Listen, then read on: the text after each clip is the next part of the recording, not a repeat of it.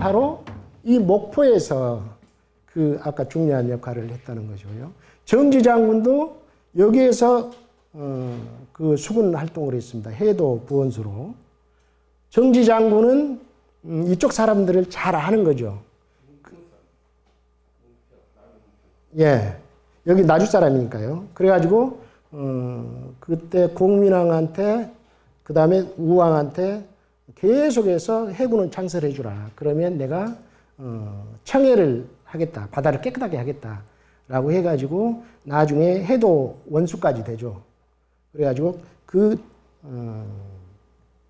그래갖고 해전에서 이긴 전투가 바로 두 개인데 진포 싸움 알죠? 저기 금강하고 그 군산하고 그 서천 사이 그 진포 싸움에서 승리한 것. 그 다음에 남해 관음포 싸움. 이게 바로 정지장군 업적이잖아요. 근데 여기에 결정적으로 역할한 사람이 누구냐면 나주 목포 사람들입니다. 그건 기록으로도 하긴, 그건 제가 이제 자료 싹 정리해 놨는데요. 나주 목포 사람들이, 사실은 아까 얘기했듯이, 누굽니까? 흑산도 사람들이 상당히 많죠. 영산현 남포 여기가 바로 목포니까요. 근데 이 사람들이 과연 지금 홍어하고 관련이 있냐? 뭐 그런 얘기잖아요. 지금 그렇게 해석을 하는 거예요. 이쪽으로 이사 온 사람들이 1360년, 50년 그 무렵 같아요. 고려 말에. 그때 왜구들이 항상, 한참 그 창고를 할 때, 그때 뭐 진도도 오고, 뭐 장산도도 이쪽으로 오고, 다 이쪽, 나주로 다 이거 하잖아요. 근데, 이 나주 목포 사람들이 해전을 아주 잘했대요. 기록에 보면. 그래가지고 개경의 입구인 강화도하고 교동으로 이거를 지킵니다. 그리고 거기에서 고려 말에는 개경을 지키도록 했고 조선 초에는 한양으로 들어가는 그 입구니까 거기다가 계속 상주를 시키면서 지키도록 합니다.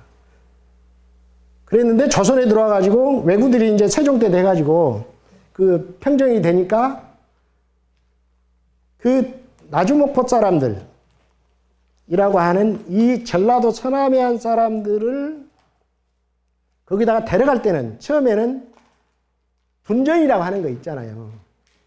병사들이 먹고 살 만한 땅을 주면서 이놈 벌어먹으면서 그걸 지켜라라고 처음에는 했는데 나중에 왜구들이 이제 평정이 되니까 그 땅들을 광흥차기다 배석을 시켜버리는 거예요. 뺏어버린 거죠. 그럼 거기서 지킬 이유가 없잖아요. 그래가지고 막 다 도망갔다라고 하는 그 기록이 있습니다. 그런데 아까 이제 그 얘기는 좀 벗어나니까 그만하기로 하고요. 이 정지 장군이 그러한 이 나주목포를 중심으로 한 서남해안 사람들, 아까 뭐 진도에서 오는 사람들도 있죠. 장산에서 온 사람들도 있죠. 앞해도에서 오는 사람들도 있죠. 다 배를 몰던 사람들 아니에요. 그러니까 이런 사람들을 모아서 수군을 창설했고, 그리고 관음포 해전 때도 남해 여기 사람들이 거기까지 가가지고 승리를 거둔 그러한 곳인데, 또 정지 장군이 여기에서 대마도를 정벌하기 위해서 출발을 합니다. 여기에서 목포에서. 그때 누가 나타나냐면 윤소종이가 나타납니다. 윤소종이는 누구냐면 그 무장 사람입니다. 지금은 고창이죠. 무장 사람인데 윤소종은 어떤 역할을 하냐면 위화도 해군 아시죠? 이성계가 위화도 해군을 1388년에 할 때 그때 정지 장군도 같이 갔죠. 같이 갔다가 그때 장마를 만나고 병이 창궐하고 소국이 대국을 칠 수가 없다. 막 그런 이유를 들어서 최영 장군은 계속 그때 원나라가 이제 막 약해지고 명나라하고 교책이 아니에요. 그러니까 아예 이때 그냥 요동을 뺏어버리겠다라고 하면서 공민왕이 우왕 때죠. 우왕 때가 원래 보낸 거죠. 그런데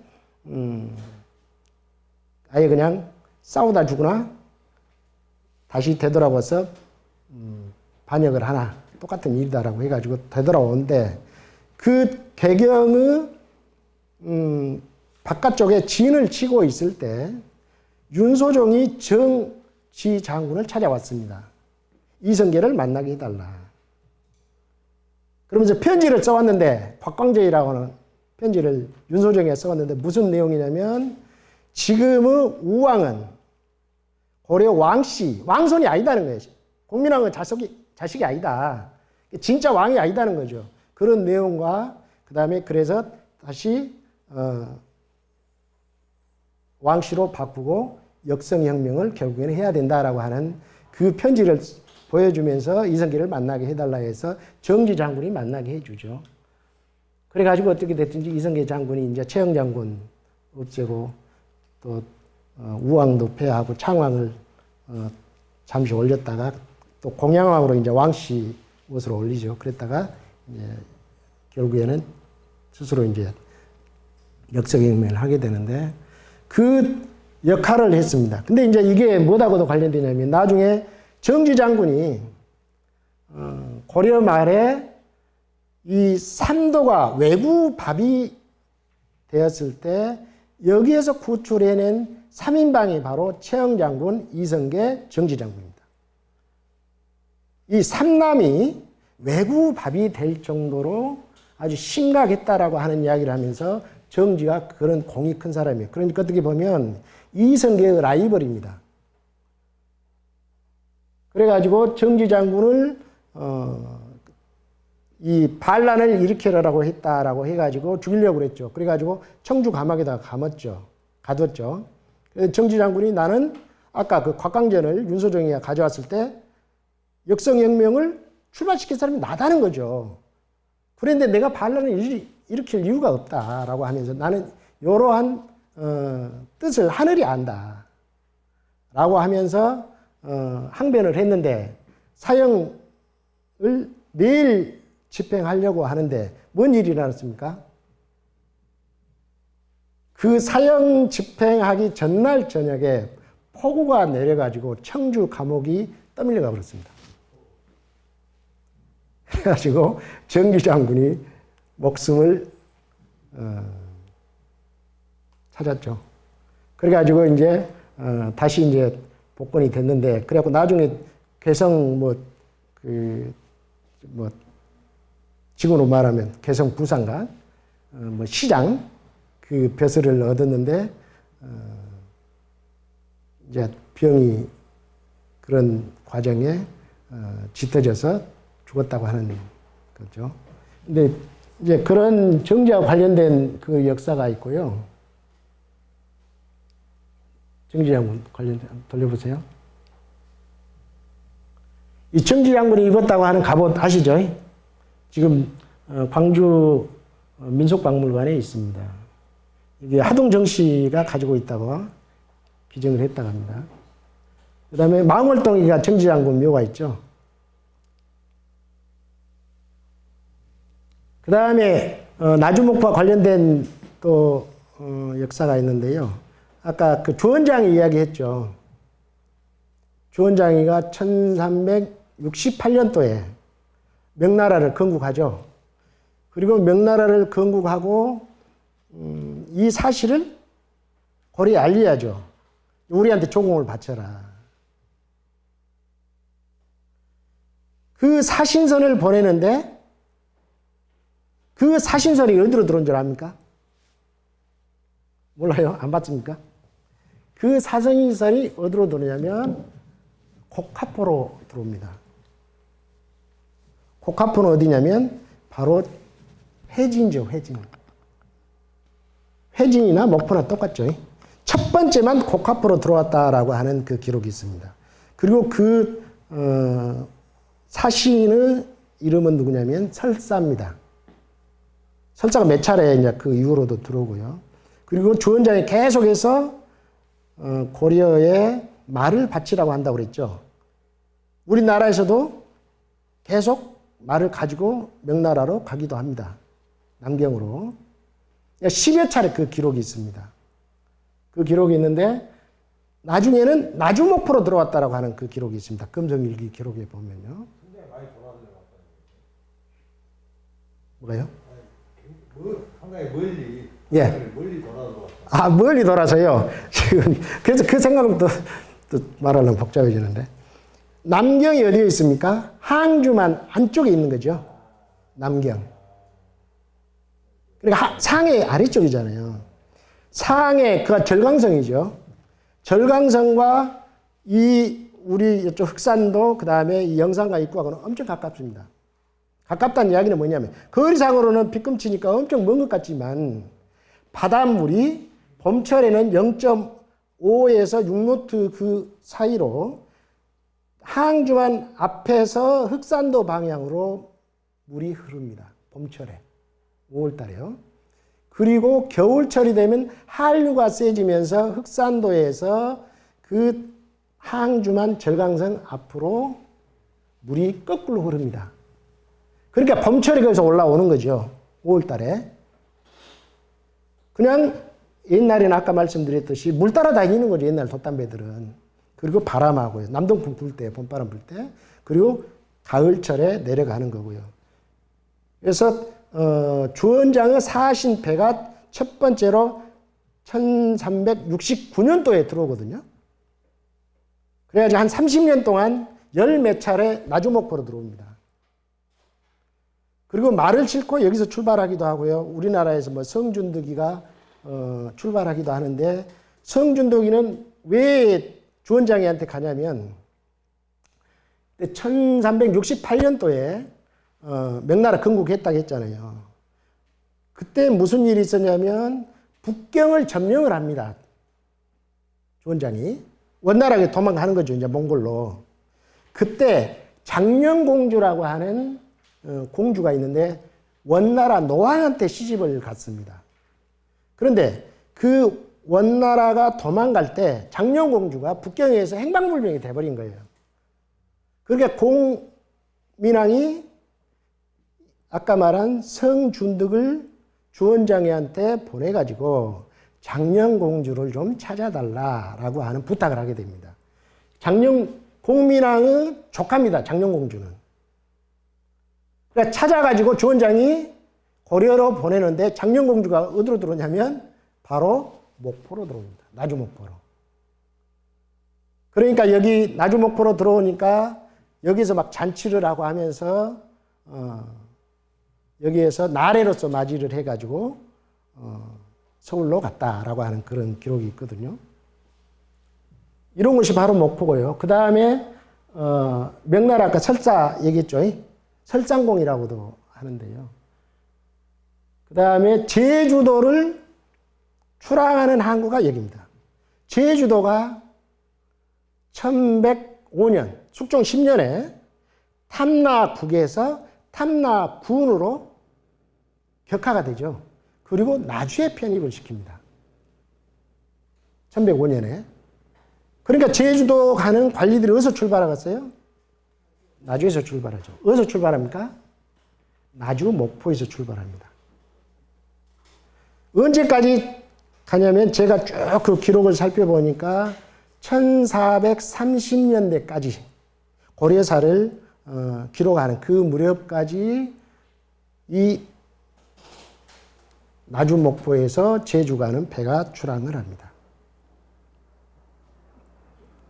제주와 관련된 사람이 또 하나 있는데요. 황엄이라고 하는 명나라 사신이 있습니다.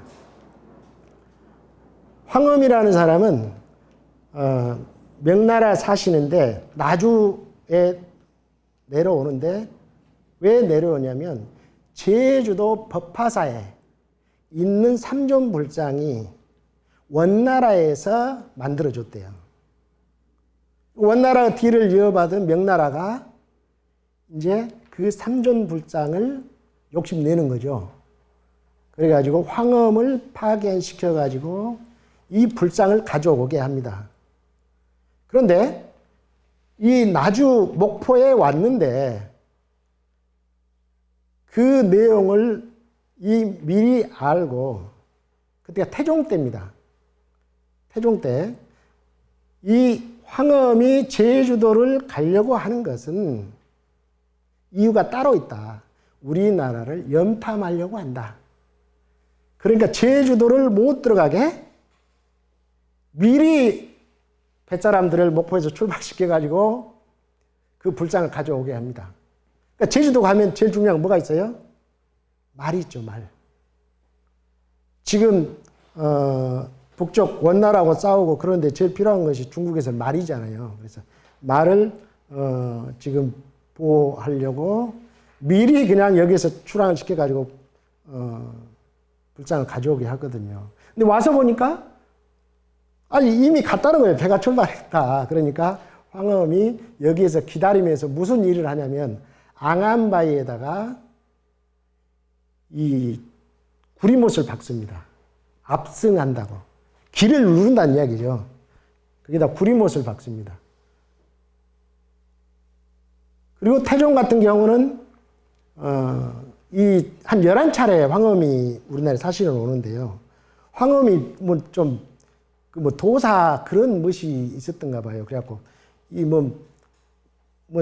그 출소를 부릴 것 같아서 겁나가지고 황엄을 맞이하러 나가질 안 하고 막 그런 멋이 있는데 압승을 하기 위해서 앙안바에다가 구리못을 박았고 그 다음에 이제 가져온 불상들을 싣고 한 16길 를 이루고 뭐 꽃을 꺾어서 그 불상에다 막 꽂고 해가지고 16길을 이루어서 이제 올라가는데 올라가다가 어디에다가도 구리못을 박냐면 진원이 있죠. 장성 지금 담양 옆에 진원. 거기 느티나무에다가도 못을 박습니다. 그러니까 그 진원 영감이 나중에는 나에게 벌을 달라. 내가 불찰을 저질러서 이 황엄이 우리 그 현에 있는 나무에다가 구리못을 박았다라고 하면서 벌을 달라고 하는 그 기록들도 있고 그러거든요. 근데 이러한 역사가 일어났던 것이 바로 이 나주목포다는 이야기고요. 그 다음에 영산군현 아까 말씀드렸죠. 흑산도 사람들이 남포강가로 와서 살게 했는데 그래가지고 그것이 영산이고 나중에 나주목포 사람들이 그 영산의 사람들이 뭘 잡더라고요. 왜구를. 그래가지고 그랬는지 영산군으로 성격이 되죠. 그래야 이 사람들이 다 어디로 갔냐면 교동과 강화도를 지키는 그 역할을 부여받아가지고 전부 그쪽으로 이동을 했습니다. 거기 나온 숫자들 보면 한 600명 나옵니다. 나중에는 이 사람들 중에서 한 181명이 도망갔다. 그런 기록도 나오고. 그런데 과연 이 홍하고 관련이 있을까? 그건 근대 이야기 같아요. 그러니까 영산도 그쪽 가서 찾아보니까요. 막 윤씨, 뭔씨 있거든요. 그 흑산도 사람들 성씨를 보면 윤씨 지금 저쪽 흑산도에 없어요. 관련이 없어요. 뭐더라 육지를 한번 나왔으면 여기서 끝나는 거지. 진도는 들어가는 기록이 있죠. 진도는 있으나 흑산도까지 한번 육지로 나왔으면 끝나는 게 뭐더라 다시 흑산도로 선생님 같으면 들어가시겠어요? 어머니 들어가시겠어요? 요리 육지를 한번 시집 나왔는데 시집 와가지고 다시 흑산도 가서 사람은 살겠어요? 하여튼 기록상으로도 보면 확인이 안 됩니다. 그 다음에 영산 창성은 노순이 1390년 무렵에 쌓았다라고 하는 그런 기록이 있고, 그 다음에 1512년까지 영산 창이 운영이 되죠. 자, 그런 아주 곳이고요. 그 다음에 영산 창 그 주변에는 금강루가 있었고, 수운정이 있었고, 뭐 창랑정이 있었고, 여러 정자들도 막 있었고요. 그 다음에 지금 뭐 미천서원도 있고, 그 다음에 옛날에는 전부 이 나주 이남 사람들이 어디를 거쳐야 됩니까? 이 영산진. 여기를 건너야죠. 건너야 한양을 가는 것이기 때문에 아주 교통요지죠. 그리고 지금은 영산포는 뭐 어떤 곳인지는 아시죠? 일본 사람들이 새로 개청한, 어떻게 보면 지금 목포 같은 데죠. 목포 그 역전 같은데 새로운 신도시인데 그러한 곳입니다. 그러니까 지금의 영산포와 지금 영산포 건너편 나주 목포는 전혀 다른 곳이다 하는 그런 결론을 지을 수가 있습니다. 그래서 지금까지 말씀드린 것이 선생님들이 알고 계신 내용과는 좀 배치되는 부분도 있었을 것 같고요. 그다음 제가 말씀드리지 않은 부분도 많이 있는데 뭐 염창도 제가 있었죠. 259명인가 그 인부들이 염칸들이 배정이 돼가지고 그런 일도 한 것이고 아주 나주 역사에 있어서 핵심적인 그런 밀도가 높은 그런 역사를 간직하고 있는 것이 나주 목포다. 그래서 이 나주 목포가 상당히 중요한 곳이다. 그리고 이곳이 바로 옛날에 바다배가 드나들었던 제1의 나주 관문이었다. 관문인데 육지문이 아니라 해문이었죠. 아주 중요한 곳이다. 그런 얘기입니다. 여기까지 말씀드리겠습니다. 시간이 됐기 때문에. 시간을 정해놓고 말씀드리니까 상당히 촉박하네요. 말씀드리기가. 짧은 시간 감사합니다.